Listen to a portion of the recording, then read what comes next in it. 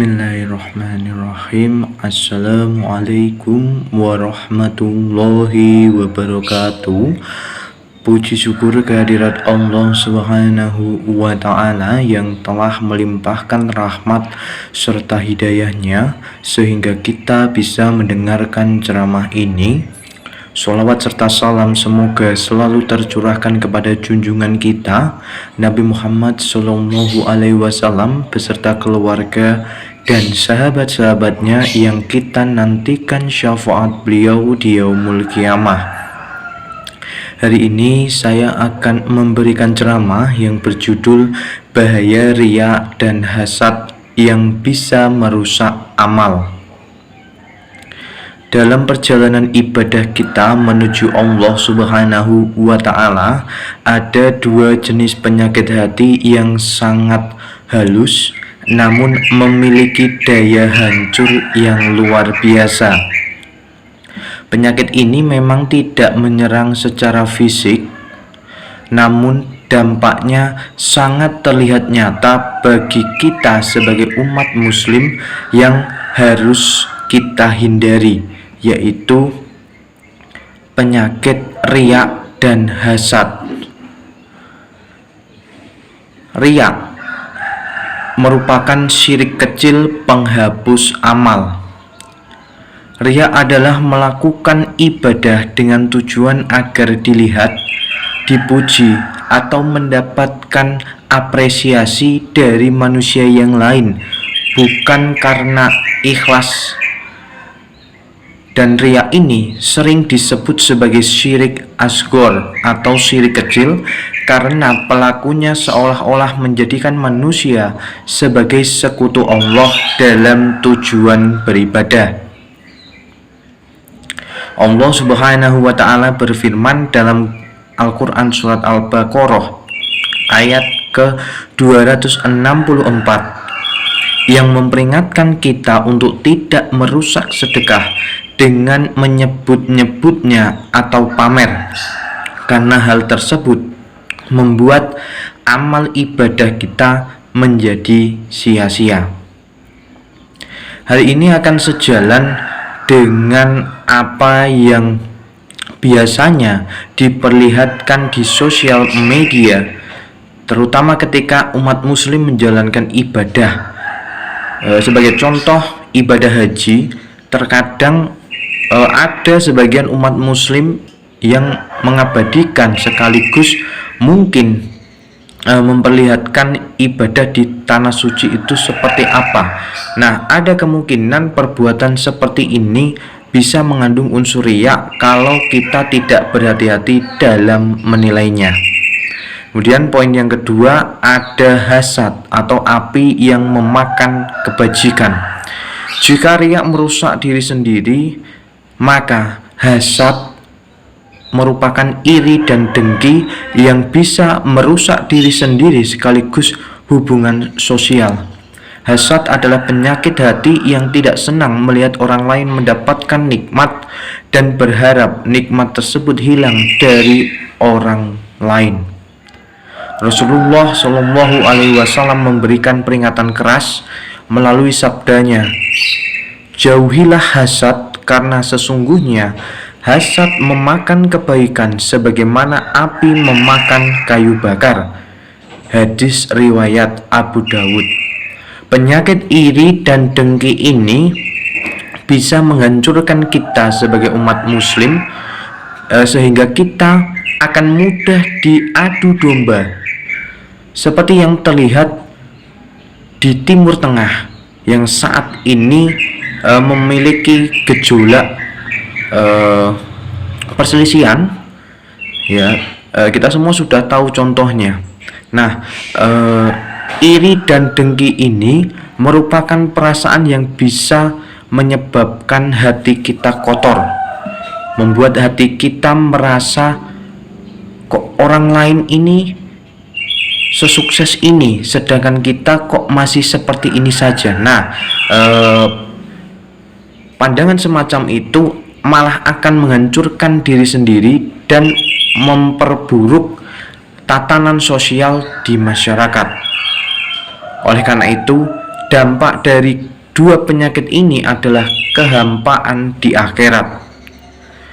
Ada beberapa cara untuk mengatasi riak dan hasad sebagaimana yang akan saya jabarkan berikut ini. Yang pertama, kita harus memiliki rasa ikhlas dan memiliki ilmu.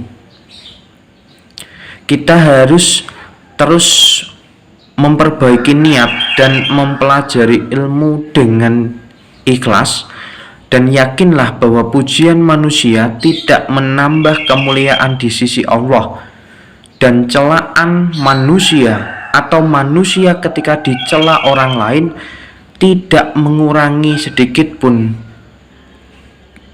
pahala yang akan diberikan oleh Allah Ta'ala.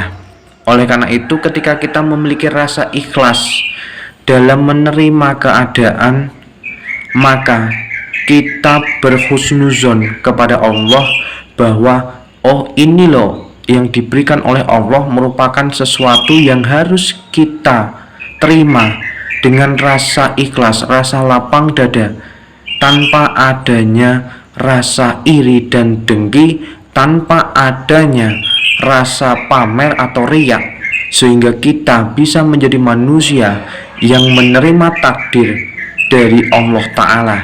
Kemudian ketika kita menuntut ilmu, kita juga harus mempelajarinya hingga titik akhir. Artinya adalah ilmu ini konsepnya diwariskan. Kegunaan ilmu tersebut bisa kita lihat dari pewarisnya.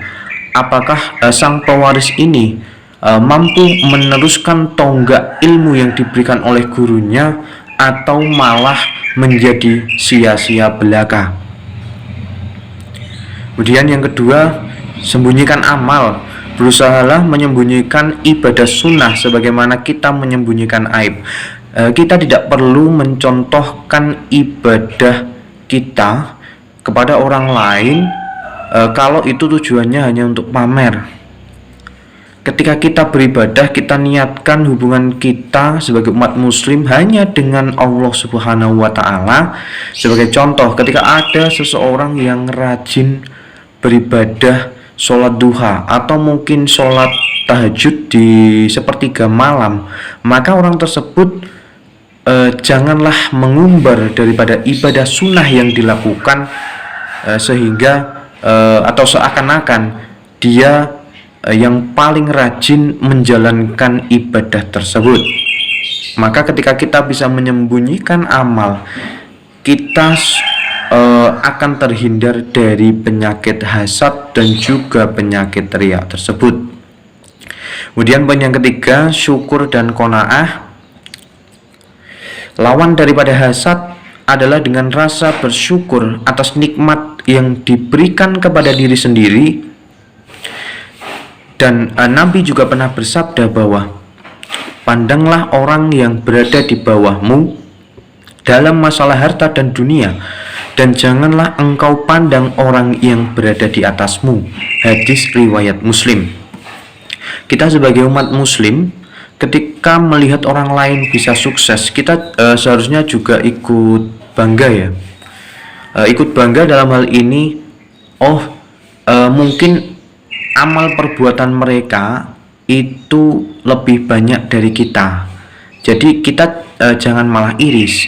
Jadikan hal itu sebagai motivasi untuk meningkatkan amal dan ibadah kita, baik dengan cara menjalankan ibadah di luar ibadah wajib seperti sholat sunnah, berzikir, bersedekah, dan lain-lain, sehingga kita kemungkinan bisa mencapai titik seperti mereka. Atau mungkin kalau tidak bisa seperti itu, maka kita juga harus banyak-banyak bermuhasabah, berhusnuzon kepada Allah, dan mengevaluasi diri apa yang salah dari diri ini, sehingga kita bisa menerima takdir tersebut dan justru menjadikan orang lain bisa menjadi motivasi bagi diri kita untuk menjadi pribadi yang lebih baik ke depannya, bukan malah dengan rasa iri dan dengki memusuhi tetangga yang lebih sukses dari kita. Jangan seperti itu.